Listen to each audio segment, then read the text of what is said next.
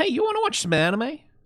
Because I want to watch some anime. There's this show with, there's like a fantasy show. I don't know. I think it's an isekai or something. I don't really know what the premise of the show is. Probably one of those like trashy seasonal shows where someone goes to another world and gets a cheat ability. I'm sure it's pretty boring. It's called Frieren. I don't know. Maybe some people have been talking about it. I just picked it up just casually for no reason. I hadn't heard of it. I haven't been excited about it, and I haven't been looking forward to it for years. So I figure, why not give it a shot? Sure, like it's probably some trashy fantasy garbage, but maybe it's a good way to spend 25 minutes or so. Anyway, welcome to a watch along. The way that this works is that there's a timer in the top left of the screen, which tells you where in the episode we are, and so when we begin this, I'm going to bring the timer all the way back to 00000, and then I'm going to say 3, 2, 1, play. And when I press play, as you can see, a piece of art just sort of appears there instead of showing you screenshots from the thing. But when I say 3, 2, 1, pause, haha, you are going to get a screenshot of wherever I am in the episode. And every once in a while, I'm going to commentate on stuff as it happens. When I'm interested, I have a little thing to say. But every once in a while, I'm going to have a little bit more to say. I'm going to, oh shit, I need to talk about that for a while. So I will give you the 3, 2, 1 pause to let you know that it's about time to pause, and the screenshot and the timer will let you know where we are. I will do my talking, and then I'll say 3, 2, 1, unpause, and then we'll keep watching the show together. That's how this works. It's essentially, I'm sitting next to you on the couch, constantly pausing the anime, and I can't shut up about my opinions about it.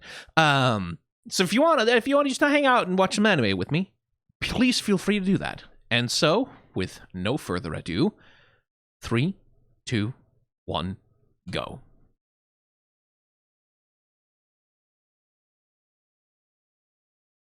Ooh, sketchy pencil animation. Well, probably digital, but made to look. That's a real VHS 90s.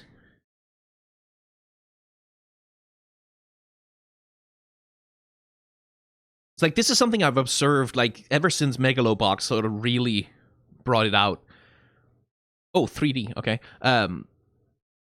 There's been this aesthetic push within anime to sort of try and recapture some of the aesthetic flaws, like some of the visual flaws, actually, of like more analog productions of the past, like forms of chromatic aberration, like color distortion, like less than pure colors. Like there, for example, like there's definitely like a hazy filter over this shit that makes it look kind of Sailor Moon-ish, because Sailor Moon has these like incomplete distorted transfers, right? Like that aren't color accurate to the way that they were produced, but which, like, that's what happens when you put shit on the mediums that were available back then, cheap mediums. And there's been a real movement to try and reclaim. Sorry to talk over the song; it's pretty good. But there's been a real movement to try and reclaim and refine some of those aesthetic flaws, like the bleed and the stuff, in digital anime production, which I think is really interesting. And I also love it. Like, it panders to my nostalgia, so I'm just happy.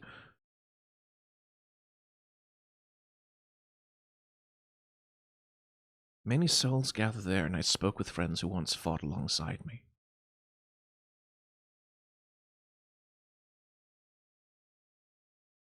Yeah, no, holy shit. Okay, hang on. We're just 3, 2, 1, pause. Okay, hang on. No, I'm just gonna have to go back for a second. Hang on. Hold the phone.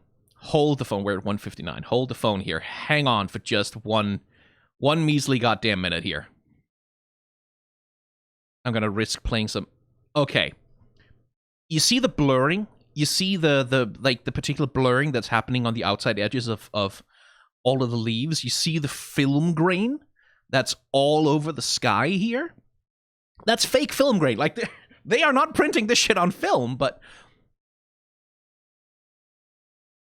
Oh, and it moves. Like, this is another thing. I don't know how much of that is the video compression, but real film grain, right? Real film grain is the grains of silver iodide on the grain of the film, right? That you can actually see. And it's actual physical grains on the medium that is being projected in order for you to see it. So real film grain changes with every single frame of the film because every frame has a different pattern of film grain on it. Fake film grain tends to be applied as like a static filter that's like the same grain over every frame without any changes in it. And, okay, some video corruption there. And then in order to make that look more realistic, you add like an effect on it that causes the film grain to change and like flow from frame to frame. And they did that here. And it's a little thing that just makes it look a little better. But I just noticed it. Anyway, but also, like that approach to light.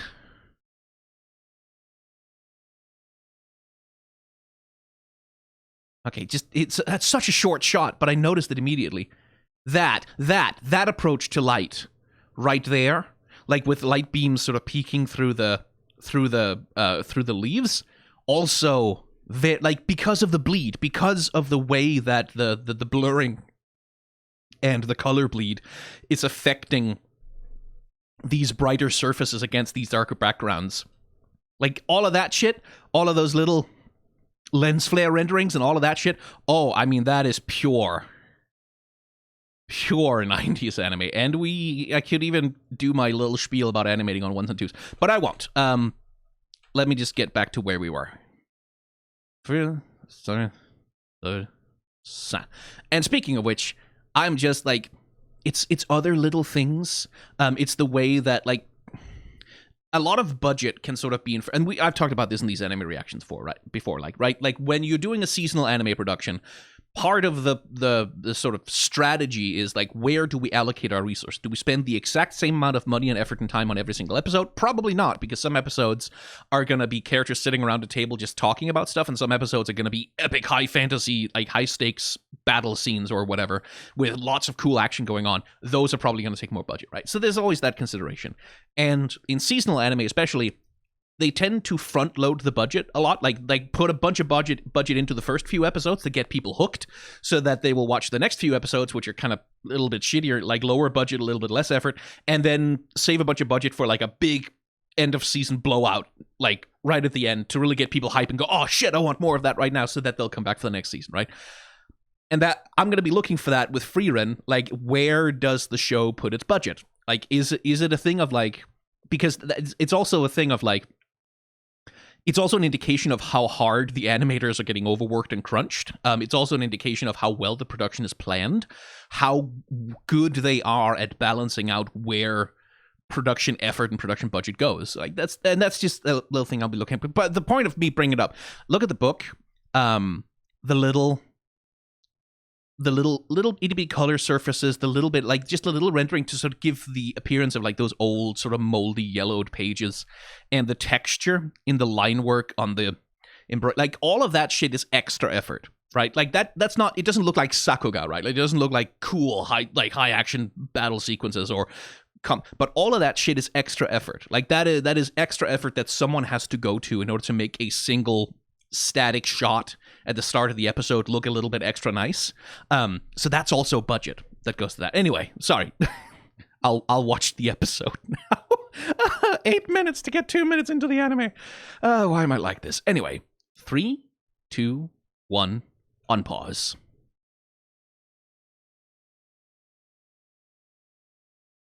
Oh, the carriage is 3D, is it?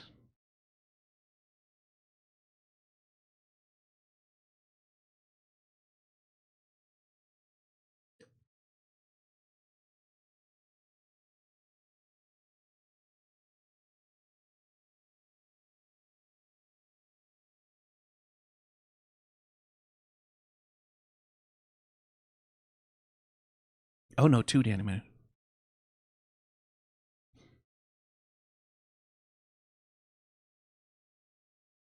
Well, is he a priest?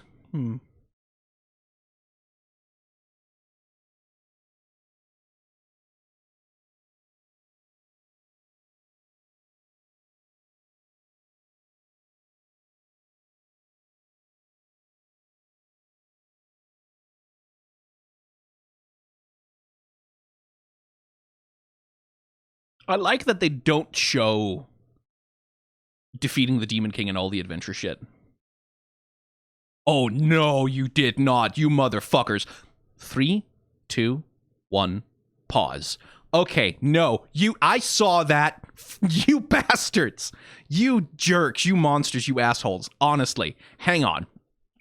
Okay, so if I was leading an anime production like this, and we had a shot like this, right? Like we have an arc de triomphe, like a triumphal arc sort of thing, with all of this complex paneling and all of this complex geometry and shit, I would go, okay, make a 3D model of that, put a bunch of filters over it so that it looks like line art, like reasonably enough, and then have the camera just fly through it and pan through it. Like, we have modern technology to make this kind of thing easier. We don't need to have some background artist sit and spend a million hours. They hand animated it. The motherfuckers hand animated this fucking. Why would you do this? Why would you do that? Oh my god! Like, there's digital effects. Like, there's a bunch of other stuff going on than just handcrafted animation, but I see the wobble on the lions. I see, because like one of the ways you can tell the difference between something that's hand animated, something that's 3D animated, is that 3D animated things, because of the nature of the thing, they are, unless you take a lot of pains and a lot of trouble to make them not look that way, they will remain geometrically perfect from every angle, right? Like, that's the whole point of them, is that they are geometrically perfect from every angle. They retain the perfect shape from every angle. This, I can see the wobble. I can see the wobble of the little lions. The little telltale signs that someone, for some fucking reason, like, there's also some squashing and stretching and like some digital effects being applied over top of this, but this is someone, as far as I can tell,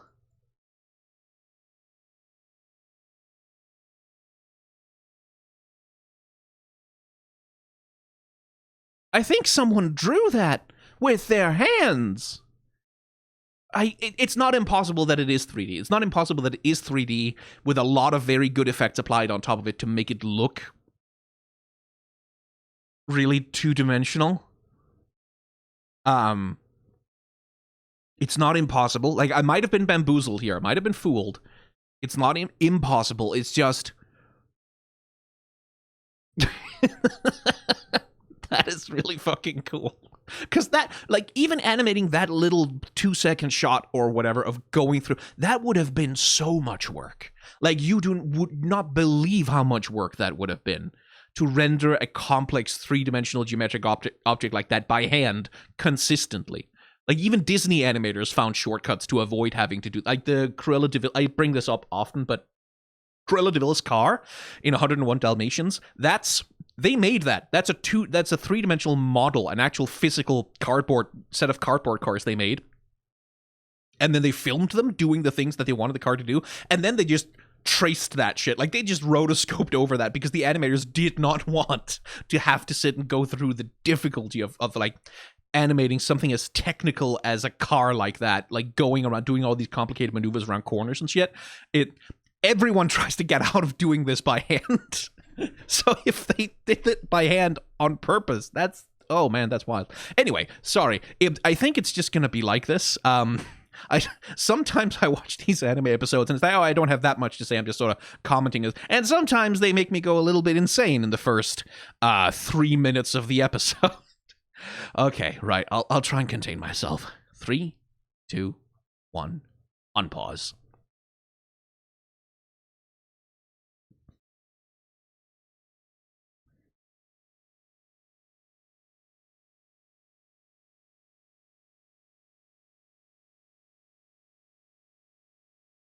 Another thing I might have done with 3D models is, oh my god, 3, 2, 1, pause. God damn it! I'm sorry.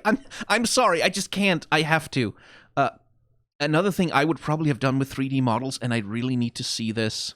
No, yeah, those are hand animated knights on the horse. That's fine. That's a close up shot. You might want to hand animate that because close up shots are like, they're important. But this, right? Like a whole bunch. It's NPCs from a million miles away, just marching along in like these rigid lines and shit. That I would have probably used 3D for that, and they might have. Except Did they? Like, it's definitely that they animated the same guy multiple times and like copy paste and then squash and thread. Like, definitely. But it also looks to me a lot like.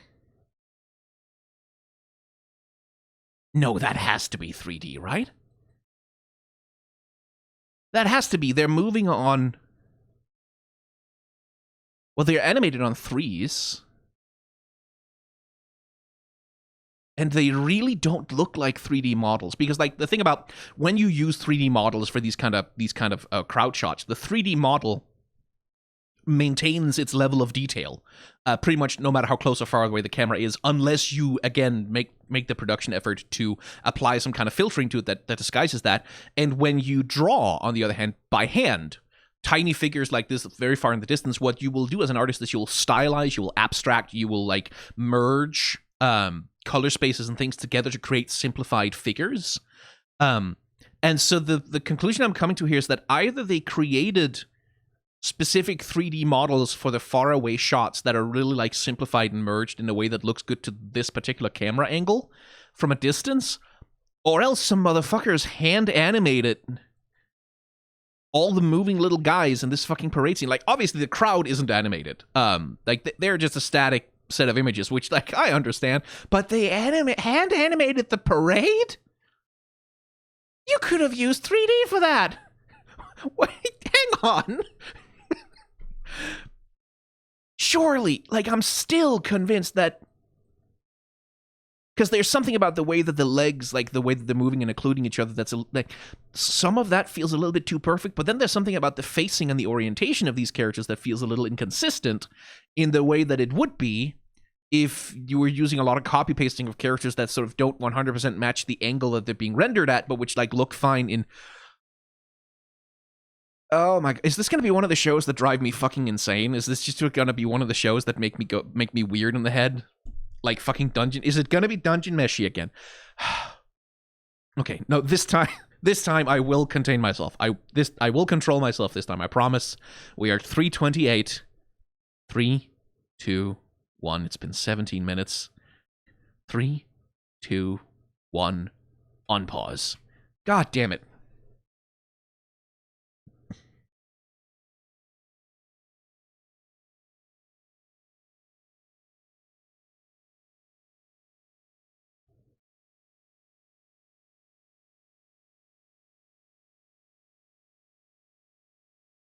Oh, okay, Jesus.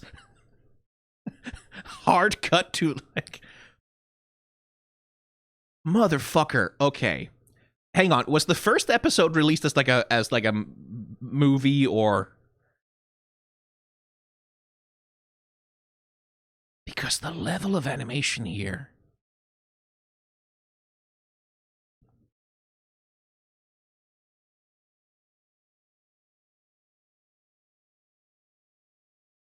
No, this has to have been made with a movie budget.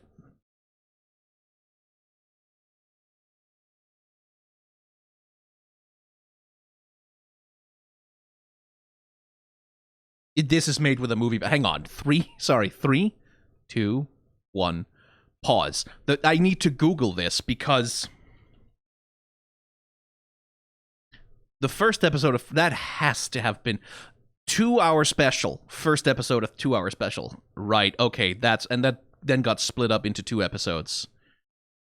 Is that what it was? Right?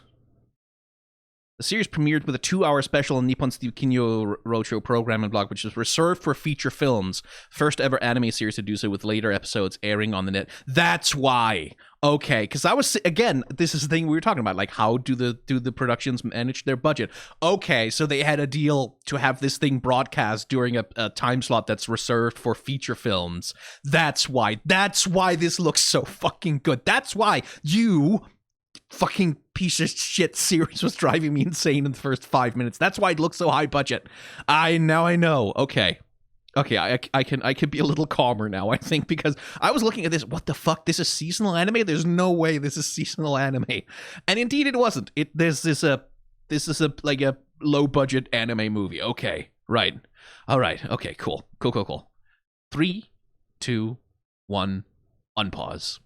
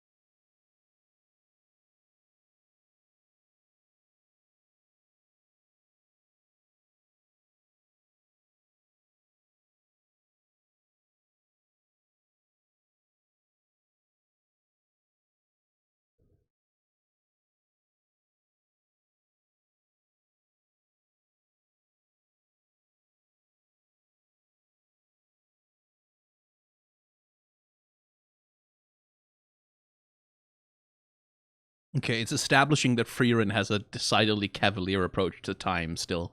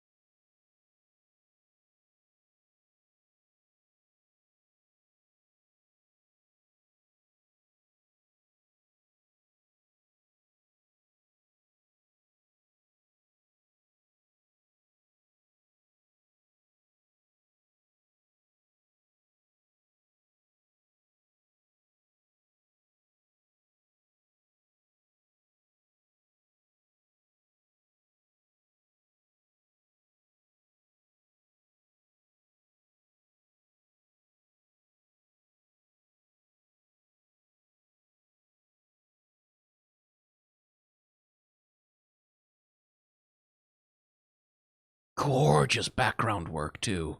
Like the environmental work.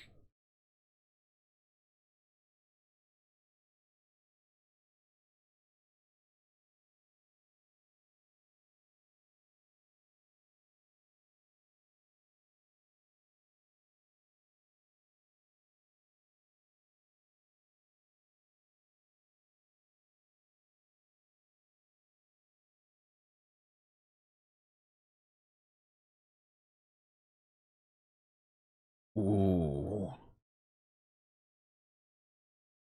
Gorgeous. Oh my fucking god. So, doing a time lapse like that also requires an immense amount of work. Oh, the lighting in that campfire scene. The glow. Ah. The way the show handles light is. Oh my fucking god. Oh, it's so pretty. Okay, the mimic gag is good. I hope the mimic gag comes back a lot.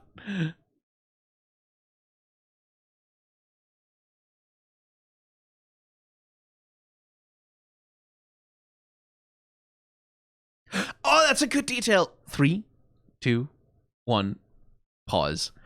The shopkeeper, she was arguing with the shopkeeper in a previous shot when he was young and now he's oh, that's good. Oh, that's good.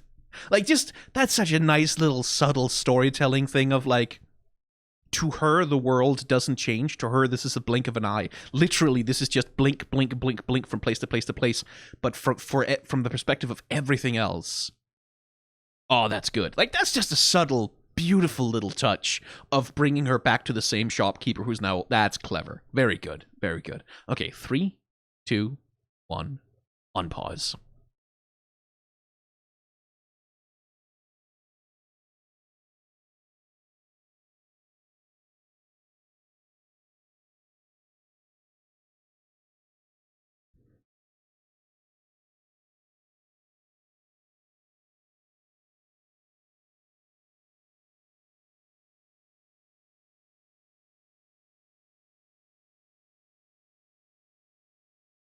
God, the background work is gorgeous. Like, look at all those colorful fantasy buildings. Not just brown and gray and shit, like, but like colorful and painted, because of course people painted their houses.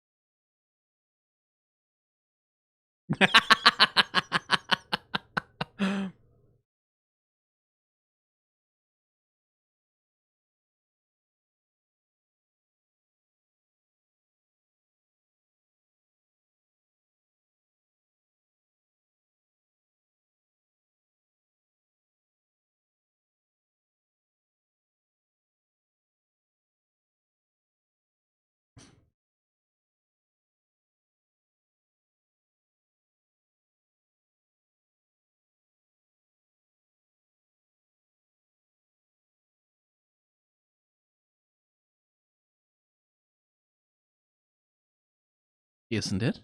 Isn't it a big deal?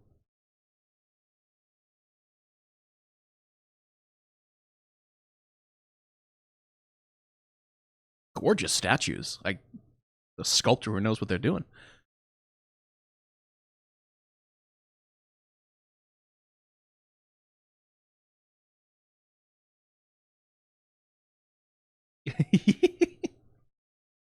A rude little elf.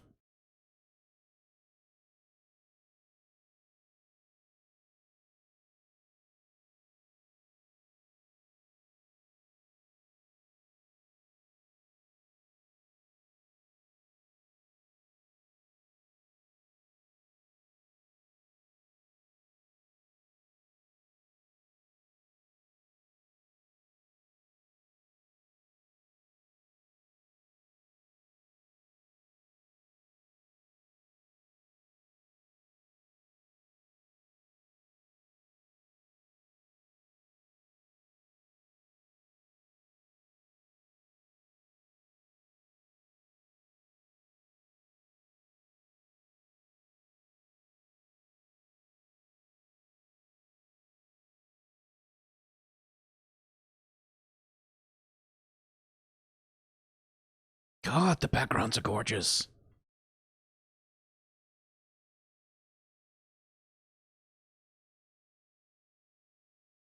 Fuck me, they're pretty.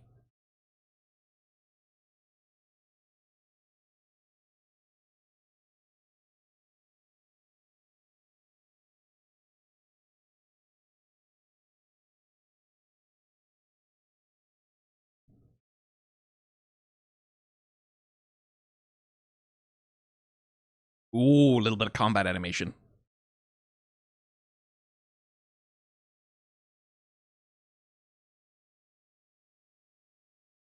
Oh,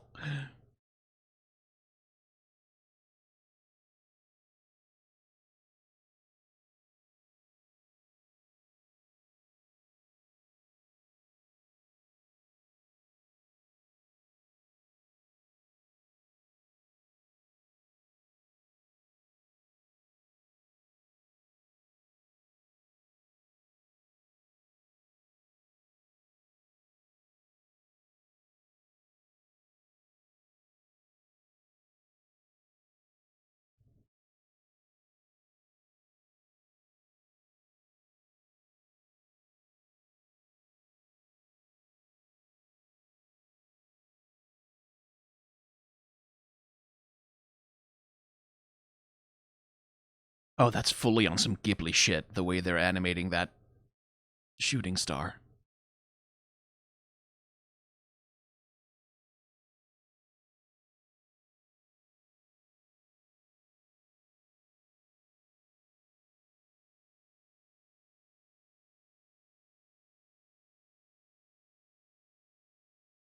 God, the shot composition is so good.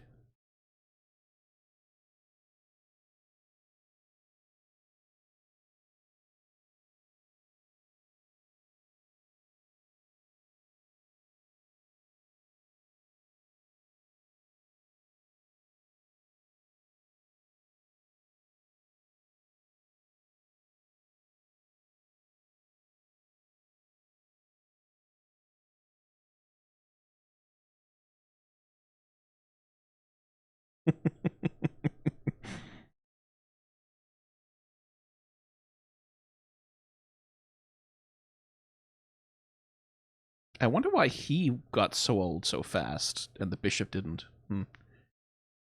No fucking way. Hang on. 3, 2, 1, pause. The bell was 3D. The bell has to have been 3D. Son of a bitch, the bell has to have been 3D. I will not accept. I just need to take another look at it.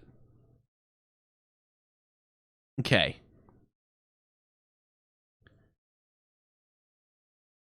Oh, it might not be. No, come on, it was. At least the ringer.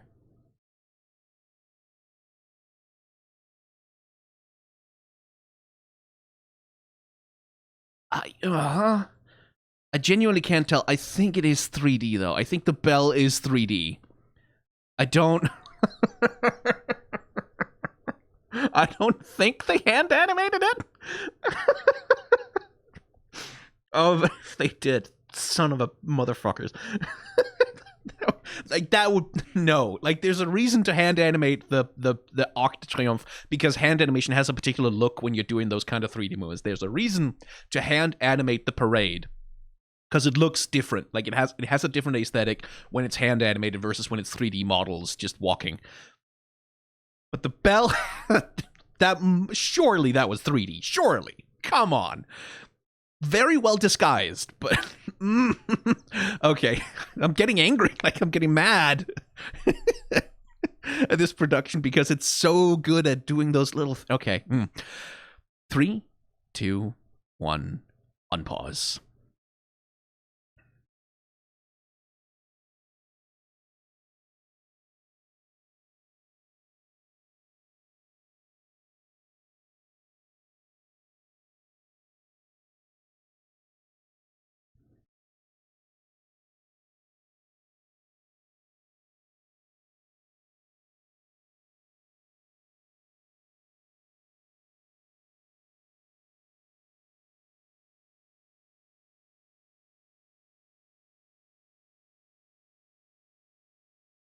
Using the sound of the shovel there.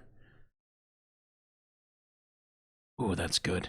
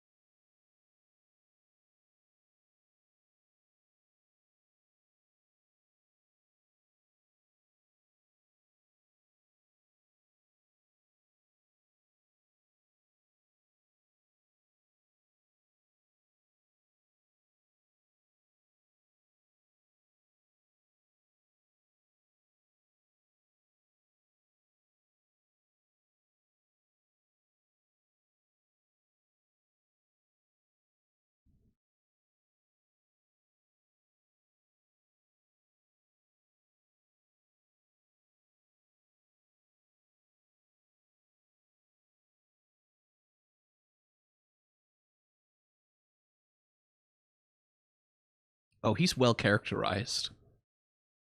Because, like, even from these small interactions, we get the sense of, like, someone who actually has a deep well of faith, but who hides it.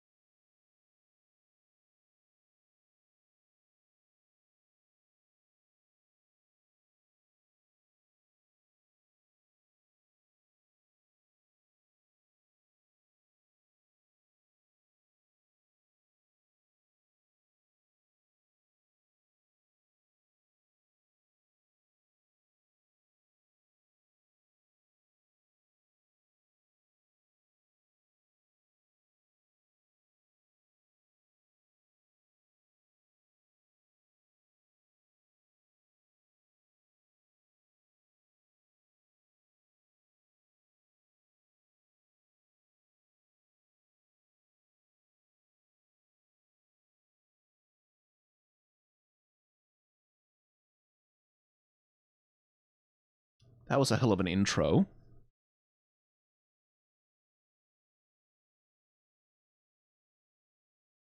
"20 years after the death of Himmel the hero on the outskirts of the holy city."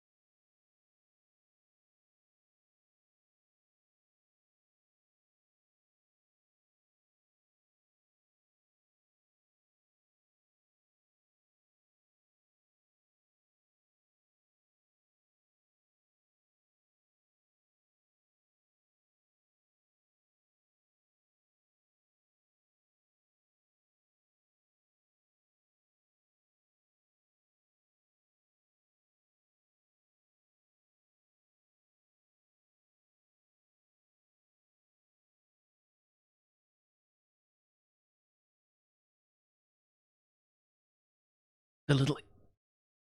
the earrings swinging from her ears. Oh, that fucking book. So pretty.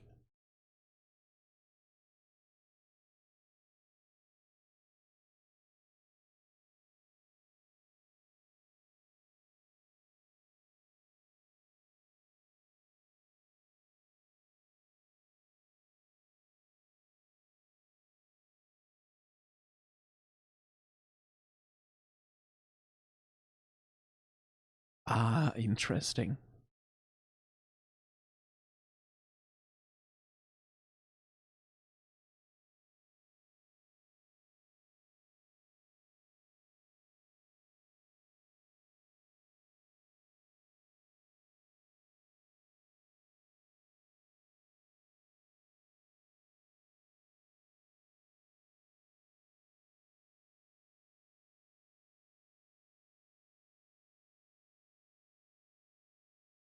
Clever man.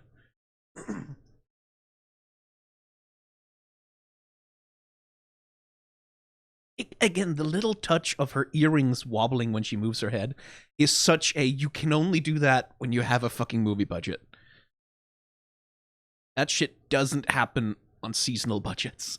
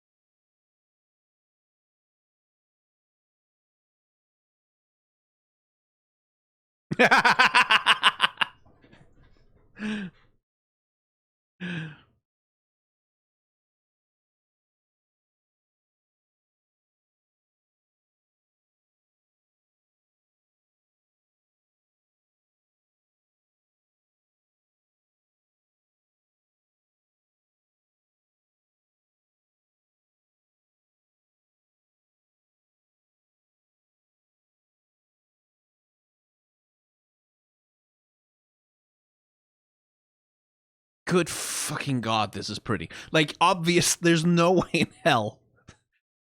Oh, that's a pretty ending as well. There's no way in hell or on earth this quality keeps up. It can't. It was a movie split into 2 episodes. Fair enough. We're gonna get a treat in our first 2 episodes. I'm gonna be driven mildly insane by the first 2 episodes. And then the show's gonna chill the fuck out, right? A little bit? With all of it, because holy heckarim. Like, my goodness, my gracious, my god. That was some pretty fucking... Because, like, the backgrounds, the houses especially. One of the things, like, when you look at seasonal anime, one of the optimizations that are made in order to save time is often that background... Oh my god, that's pretty... That backgrounds are sacrificed, right? Like, that when you see, like, an interior in a building or whatever, it's a bunch of, like, thin lines drawn entire, like, completely geometric. Everything's, like, square. Everything's aligned to a grid. There's very rarely much mess. Like, much, like, the detritus or, like, detail in a given room or an environment. They tend to be very sterile, right? Like, they tend to be, oh, here's a room, there's a bed, there's a desk, there's a poster, and other ones, like, but there's very little of the mess that comes with human habitation. Okay, there's a bunch of voices happening there, preview of the next episode, I guess. It's like... That often gets sacrificed. Not in this fucking show. Or at least not in these first couple of episodes. Like, looking at the interiors that we get to look at. Let's actually go through and see if we can't find some of them. Because, like, occasionally, like, Himmel's home, right, was, I think, somewhat sparse. Like, that was a somewhat sort of standard anime... fantasy anime interior, right? But when I think of stuff like Heiter's home later in the episode, and indeed the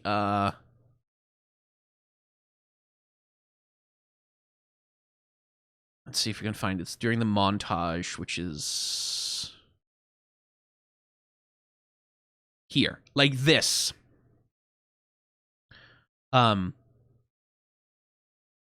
The shop that she's in. Right, this is like a messy interior. Like, this is an interior that feels, okay, some people are here. People are leaving mess in this place. Like, it's dense, and it's like...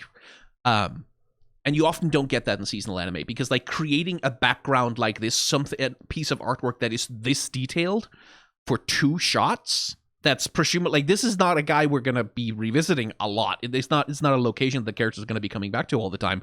Why spend all of that production time making something like this just for this one shot that will be like in like 1 episode, right? That's one of the optimizations. This game, and that goes for all backgrounds everywhere. Like, all background interiors, all background like details is like, if you have a church in like your standard seasonal isekai mid-budget anime, is like, oh yeah, we have a 3D model of a church, just paint over that real quick. Just no need to, like, we are not gonna hand paint that shit the way that they have hand painted the fucking pews here. We're not gonna hand paint that the way they have hand painted those goddamn motherfucking chandeliers. We're not going to create like complex custom designs for like the illuminated windows in the backgrounds. Like, we're just gonna take the standard model of what a church looks like, and then we're just slap that in there. Don't worry about it. We're not going to do custom made fucking reflections in the floor like this. Fuck you, this show. Right? Like, that's the level out of that. And to sort of turn to the thematic core, like, I think a big part of the reason why the thematic core of Frieren hits is because ostensibly this is like an exploration of like, oh, this long-lived species and like the melancholy that comes with living such a long life in a world of people who are so short-lived, and like, oh, why didn't I get to know him? Like, that's all, oh, that's the fantasy creature in a fantasy world exploring a fantasy scenario that only applies to fantasy people, except, of course, this is always true. Like, it doesn't matter for the people who you love. 1,000 years isn't enough, you know? Like, you could be together from the birth of the earth until the sun swallows everything. and it wouldn't be enough, is the thing. Like, I've lost a few people in my life, and every funeral, it was always, why didn't I spend more time with them? Why didn't I take more time to know them and to be around them and to, every time. And it doesn't matter if it's someone you've known your entire life or not. Like, there isn't enough time. There simply isn't. No matter how long-lived you are, there will never be enough time. And I think that's why it hits, is because, like, that's universal. Like, that's fantasy being used to explore something that is fundamentally human, which is that when our loved ones leave us, they leave us with a feeling that we just didn't have enough time with them. And Frieren, at least the setup of the story, is that what Frieren is searching for is a way to, like, deal with that pain. Deal with that pain of not feeling like you know someone, of trying to get the most out of life, right? And that is universal. That is very, very human. And it's like, yeah, that hits. That hits. It hits with me. Like, I felt a little, like, not quite teary-eyed, but a little bit of that welling of, like, oh, shit, yeah, no, Frieren, I've been there. I've been there, girl. I've been at that funeral. So, like, that's, emotionally, that's why I think it hits. And the first episode, like, structurally also, there was not Sakuga in this first episode. Like, we got the one bit of combat with the dark wolf, whatever, in the forest, but beyond that, nothing. This was all character. This was all wandering. This was all silence. So much quiet. So many landscapes. So much contemplativeness. Like, in certain points and spaces, like, I felt a little bit of, it almost felt a little bit like Mushishi, which, if you've watched that anime, which really glories in quiet moments and melancholy. I felt a little bit of that vibe here. And I quite like that. Like, as I understand, this is the thing, like, I've followed Frieren sort of from a distance, in the sense that people were posting about it online all the fucking time, and there's no way to avoid seeing it. And, like, I've seen a bunch of, like, I know there's gonna be action Sakuga at some point in this show, right? I know there are some big sort of epic moments and shit like that. I find myself a lot more compelled by the quiet, by the wandering, by the just hanging out, by the just being in an interesting world and going through it. Certainly in the first episode, that's what I found more compelling. But I'm gonna, I guess, because this was a fucking 2-hour movie, I'm gonna go watch the second half of that now. You bastards. I thought, how the fuck is seasonal anime this good? Because it was a movie. That's how. And I guess I'm gonna be curious to see how the rest of the season holds up. Like, how, when the animation budget isn't quite as big, how does the show hold up in terms of how it handles? Because the character animation in the first, like, just there was the one scene at the festival when the whole party were together and, like, eating and, like, hanging. Some little moments of the characters just acting while other people were talking, like when they were just doing background stuff, object work, real good, like real good. So that I'm curious to see, like again, this thing of, like, where does the show put its budget? Like, what does it prioritize showing? When it really has to make some tough choices about what can be rendered well and what has to be static. So that's curious. Okay, yeah, no, second episode. I mean, I need to, there's a Nintendo Direct in, like, 10 minutes that I want to catch, or partner showcase thing. And then I think right back to more Frieren, because I kind of need to see what happens next. So come back for that, I guess. Bye.